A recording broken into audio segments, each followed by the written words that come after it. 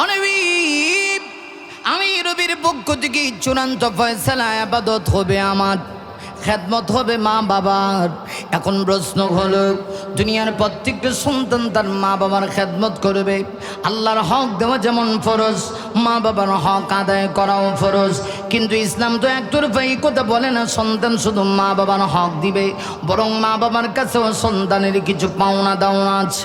বোঝানোর জন্য বলছি, অথচ ওমর ইবনুল খাত্তাব রাদিয়াল্লাহু আনহু, মুমিনরা খেয়াল করো, আমার নবী রাহমাতুল লিল আলামিন দুনিয়া থেকে যখন বিদায় হয়ে গেলেন, নবীজির ইন্তেকালের পরে খুলাফায়ে রাশিদিন মুসলমানদের খলিফা ছিলেন চারজন।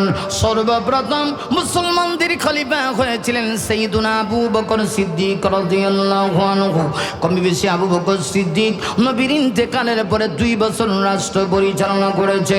মুমিনরা, আবু বকর ইন্তেকালের পরে মুসলমানদের খলিফা হয়েছিলেন হযরত ওমর। ওমর এমন খলিফা পৃথিবীর ইতিহাসে এমন শাসক আর কিয়ামত পর্যন্ত আসবে না, যে শাসক সম্পর্কে আমার নবীজি স্পষ্ট ভাষায় বলেছেন, লাউ কানা বাদি নবিয়্যুন লাকানা ওমর। আরে আমার নবী বলেন, পৃথিবীতে যদি আমার পরে আল্লাহ কাউকে নবীওয়ালা দায়িত্ব দিত, আমি তো শেষ নবী। নবুয়তের দরজা খতম, নবুয়তের দরজা আল্লাহ মহরাঙ্কিত করে দিয়েছে। যেহেতু নবুয়তের দরজা খোলা না, যদি খোলা থাকতো আমার আল্লাহ নবীওয়ালা দায়িত্ব দিত হযরত ওমরকে। সুবহানাল্লাহ আসেনি? ওমরের এত দাম, ওমরের এত দাম। আমার ভাইরা, এত দাম কেন? হযরত ওমরের দাম এত বেড়েছে কেন? এর কারণ হলো ওমরের ভিতরে ছিল আল্লাহর ভয়। ওমর ছিল এমন শাসক, অন্তরের ভিতরে খোদা ভীতি নিয়ে আর রাষ্ট্র পরিচালনা করেছে। এই জন্য ওমরের ইতিহাস আজও পর্যন্ত পৃথিবীর মানুষ স্মরণ রেখেছে। একটু খেয়াল করে দেখেন, আমার নবী পৃথিবীতে নাই, আবু বকর সিদ্দিকের যুগ নাই, হযরত ওমর খলিফার আসনে বসা।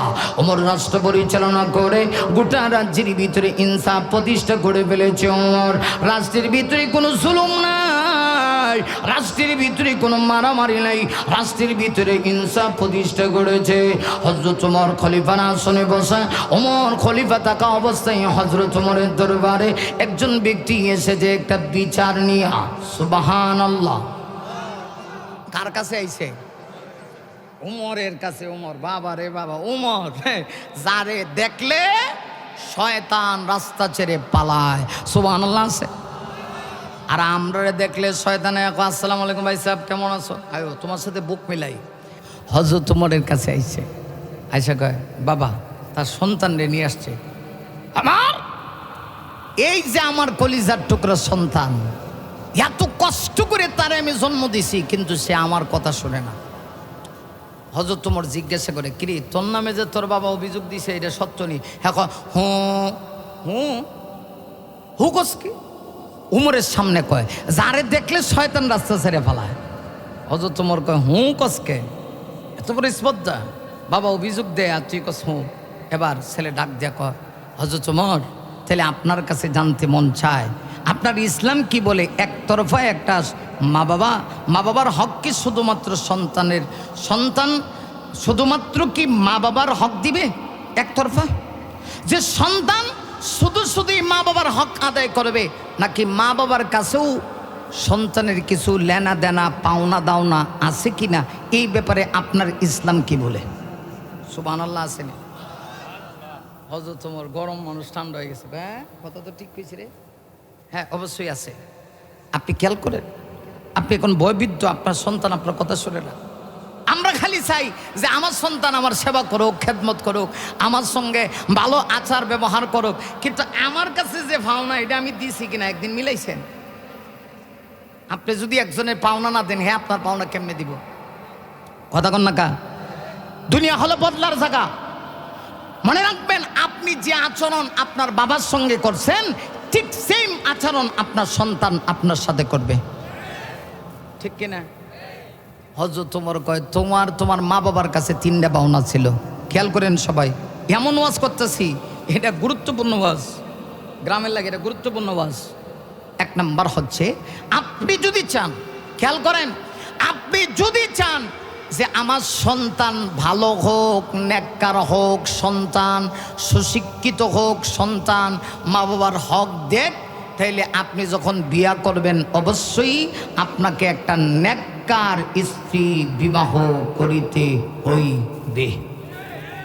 কথা কন, বিয়া করার সময় নাচনি বিয়া করে নাচে নাচে ফাঁকলো একটু ডান্স দে, হে বউ দিককে লাল চেহারার দিককে বিয়া করে লইছে। এখন এর ঘর থেকে বুঝি সুলতান সালাউদ্দিন আইয়ুবি বাড়িব না, আর একটা নাচ শুনে বাড়িব, খালি ডান্স দিব। হ্যাঁ ওমা গো খালি ডান্স মারে, কিরে তো ডান্স দেশ কা, তালাশ করে দেখা যায় হ্যার মা ও টিভি দিকে ডান্স দেয়। তো এই ফ্যাক্টরি থেকে আইছে না, ফ্যাক্টরি যত বালা মাল তত বালা। হ্যাঁ এত সহজ বাজ আরও আছে, আমার তো জানা নাই। আপনাদের এলাকায় কি ইটের বাটা আছে? দেখবেন ইট যে বানায়, বানানোর আগে ইটের একটা ফর্মা তৈরি করে, মাটি দিয়ে ফর্মা তৈরি করে না, ফর্মা যদি বেকা হয় ইটও বেকা, তাইলে এটা বুঝেন আর এটা বুঝেন না। এই জন্যে বাবা যিনি তার দায়িত্ব, তিনি যখন বিবাহ করবে অবশ্যই একটা নেককার আল্লাহওয়ালি দিনদার থেকে বিবাহ করবে। আমরা দেশ দিনদার, হ্যাঁ দিনদার, চেহারা দিকে খাইতে ভরে দেয়। আল্লাহ শুন লিপস্টিক লাগায় যখন সামনে চোখে কিচ্ছু দেখে না, I love you I love you, কয়েকদিন পরে দেখে যে ঘরে খালি অশান্তি আর জ্বালা। কথা কন না কেন, ঠিক করে গেল এক। 2 নম্বর হলো মা বাবা উভয়জনের ভাবনা। বিয়া যখন হয়ে গেছে স্বামী স্ত্রী, সন্তান যেটা পৃথিবীতে আসবে, আল্লাহ সন্তান ছেলে দেখ মেয়ে দেখ, সন্তান দেওয়ানের মালিক আল্লাহ। তো আপনার কাছে পৃথিবীতে আসার পরে মা বাবার কাছে সন্তানের 2 নম্বর পাওনা হলো অবশ্যই মা বাপ তার সন্তানের একটা সুন্দর ইসলামিক মাইন্ডের একটা নাম রাখিবে। সুবহানাল্লাহ। কি মাইন্ডে? আর আমরা দেশ নাম রাখে নান্টু বল্টু সল্টু সল্টু, কত নাম, বাহুরে বাহু, এত নাম করতে গাবা। একদিন আলেমের কাছে যায় না, নামের একটা প্রভাব আছে। অবশ্যই ইসলামিক মাইন্ডের একটা নাম মা বাবার কাছে সন্তানের পাওনা। কথা কন, মুমিন 3 নম্বর পাওনা।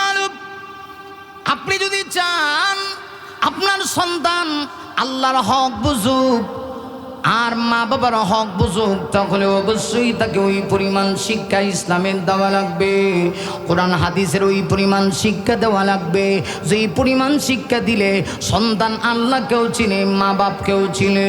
আর আপনি যখন আপনার সন্তানকে দুনিয়ার সব শিক্ষা দিবেন, কোরআনের শিক্ষা দিবেন না, আল্লাহর কসম করে বলতে পারি এই সন্তান শিক্ষা অর্জন করি বড় জেন্টেলম্যান হতে পারে, কিন্তু মা বাবা কি বয়স হয়ে গেলে নিজের ঘরে রাখবে না, বৃদ্ধাশ্রমে রেখে আসবে। কথা কোন ঠিক কিনা? এই জন্য হযরত ওমর বলেন, তোমার মা বাবার কাছে তোমার 3 পাওনা। সন্তান ডাক দিয়া কয় আমিরাল মুমিনিন, তাহলে আবার শুনুন, আমার মা একজন দাসী, আমার মা একজন দাসী, দাসীর গর্ভ থেকে আমার জন্ম হয়েছে। এই সন্তান বাপের হক আর মায়ের হক কি বুঝবে? হযরত ওমর বললেন কথা তো ঠিক, তাহলে কি বুঝলেন? আমরা যারা মা বাবা আছি, আমরা যদি চাই আমাদের সন্তান আমাদের হক দেখ, অবশ্যই এর আগে 3টা হক আপনাকে আমাকে দিতে হবে। মুমিন, আমরা যারা মা বাবা আছি, আমরা যদি সন্তানের হক আদায় করি, আল্লাহর কোরআনের বিধান হলো অবশ্যই এই সন্তান আল্লাহর হকের পাশাপাশি মা বাবার হক দিবে। আল্লাহ বলেন ওয়া বিল ওয়ালিদাইনি ইহসানা,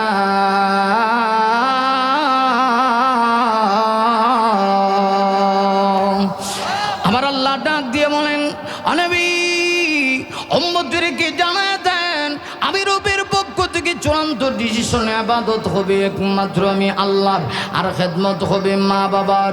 সন্তান একটু খেয়াল করো, আল্লাহর হক আদায় করা তোমার জন্য যেমন জরুরি, মা বাবার হক আদায় করাও জরুরি। মা বাবার হক যদি তুমি আদায় না করো, আল্লাহর কসম করে বলতে পারি আমার আল্লাহ কি খুশি করতে পারবা না। না না না, কখনোই খুশি করতে পারবা না, এই কথা আমার না। খুতবাতে একখানা হাদিস পড়েছি, আল্লাহর নবী বলেন কালান নবী সাল্লাল্লাহু আলাইহি ওয়াসাল্লাম রাদান রাব্বি ফি রিদাল ওয়ালিদ। আল্লাহর নবী বলেন ওই সন্তানের উপরে রব সন্তুষ্ট, দুই সন্তানের উপরে তার মা বাবা সন্তুষ্ট। ওরে সন্তান শোনো, তুমি যদি নামাজ রোজা ইবাদত বন্দেগী করে করে উহুদ পাহাড়ের সমপরিমাণ নেক আমল করে ফেলো, মা বাবা যদি অসন্তুষ্ট হয়ে থাকে, আল্লাহর কসম দুনিয়া থেকে যাওয়ার সময় ঈমান নসিব হবে না। ঈমান যদি নিয়ে যাইতে চাও, পরকালে যদি সুখী দেখতে চাও, অবশ্যই মা বাবার খেদমত করা লাগবে। একজন সাহাবীর কথা শোনাই, আমার নবী বিশ্ব নবীর একজন সাহাবীর সম্মান কত, মর্যাদা কত জানুনি। আল্লাহর নবী নিজে বলেছেন আসহাবী কান নুজুম, আমার এক একজন সাহাবীরা হলো আকাশের নক্ষত্র বা তারার মতো। একজন সাহাবীর কত মূল্যায়ন। সাহাবী কাকে বলা হয়? যিনি আমার নবীকে ইমানি অবস্থায় দেখেছি, ইমানি অবস্থায় দুনিয়া থেকে বিদায় নিয়েছে, তাদেরকে বলা হয় সাহাবী। আর যে দুই চোখ দিয়া আমার নবীকে দেখে, এই দুই চোখ কখনো জাহান্নামের আগুনে জ্বলতে পারে না। কিন্তু নবীজির একজন সাহাবী, তাফসীরে নুরুল কোরআনের ভিতরে উল্লেখ করা হয়েছে নবীজির একজন সাহাবীর ঘটনা, যার নাম আলকামা। একেবারে সহজ করে বলে দিই, হযরত আলকামা রাদিয়াল্লাহু আনহু নবীজির সুবিখ্যাত একজন সাহাবী ছিল। ইন্তেকালের টাইমে হযরত আলকামার কাছে গিয়া সাহাবায়ে কেরাম বারবার কালেমার তালকিন দিচ্ছে, কারণ ইন্তেকালের সময় যদি কোনো মুমিনের জবান থেকে কালেমাটা বের হয়ে যায়, আমার নবী হাদিসের ভিতরে বলেছেন মান কানা আখিরু কালামি লা ইলাহা ইল্লাল্লাহ। নবী বলেন ইন্তেকালের সময় যদি কাহার জীবনের শেষ কথা এটা হয় আল্লাহ ছাড়া কোনো মাবুদ নেই, আমার ভাইয়েরা নবী বলেন আমি নবী ঘোষণা দিয়া গেলাম ফাদা খালাল জান্নাত, সে আল্লাহ তৈরি জান্নাতের ভিতরে ঢুকে যাবে। আরে ওই সাহাবী দুনিয়া থেকে বিদায় নেওয়ার টাইম হয়ে গেল, সাকরাতের গারগার শুরু হয়ে গেল। সাহাবীরা তার কাছে বসে বসে বসে বসে বারবার বারবার কালেমার তালকিন দিচ্ছে, কিন্তু তার জবান থেকে কালেমা বের হয়ে আসে না। সাহাবীরা আল্লাহ নবীর দরবারে খবর পাঠাইলেন, ইয়া রাসূলুল্লাহ, ইয়া হাবিবাল্লাহ, ও নবীজি আপনার সাহাবী হযরত আলকামার জবান থেকে কালেমার তালকিন দেওয়া হওয়ার পরেও, বারবার চেষ্টা করার পরেও সাহাবীর জবান থেকে কালেমা বের হয়ে আসে না। আমার নবী বড় আশ্চর্য হয়ে গেলেন। রহমতের নবী বুঝতে পারলেন, কারণ উম্মতের জন্য আমার নবী ছিলেন রুহানি ডাক্তার। আমার নবীর সমস্যা কোথায় নবীজি বুঝতে পারলেন। নবীজি আবার সাহাবীদেরকে জিজ্ঞাসা করলেন, ও সাহাবীরা, ওরে সাহাবীরা, আমি তোমাদের কাছে জানতে চাই আমার আলকামার মা বাবা বেঁচে আছে কিনা। সাহাবীরা বলে হুজুর বাবা নাই, মা আছে। আমার নবী বললেন আলকামার মাকে আমার সামনে নিয়ে আসো। মুহূর্তের ভিতরে হযরত আলকামার আম্মা জানকে নবীর সামনে হাজির করা হলো। নবীজি আমার আলকামা সম্পর্কে তার মাকে জিজ্ঞাসা করলেন, মা গো, ও মা, জানতে চাই আপনার সন্তান আল্লাহর সঙ্গে সম্পর্ক কেমন। মা ডাক দেয়া কয় বড় চমৎকার সম্পর্ক, আল্লাহর হক যথাযথভাবে আদায় করে, ফরজগুলি আদায় করে, আল্লাহর ফরজ বিধানের পাশাপাশি ওয়াজিব বিধানগুলিও আদায় করে, সুন্নতে মুআক্কাদাও আদায় করে, এমনকি নফল ইবাদত বেশি পরিমাণ আছে। নবী তখন ডাক দিয়া কয়, মা গো, ও মা, অথচ আপনার জবান দিয়া যে কালেমা বের, আপনার সন্তানের জবান দিয়া যে কালেমা বের হচ্ছে না, এর কারণটা কি?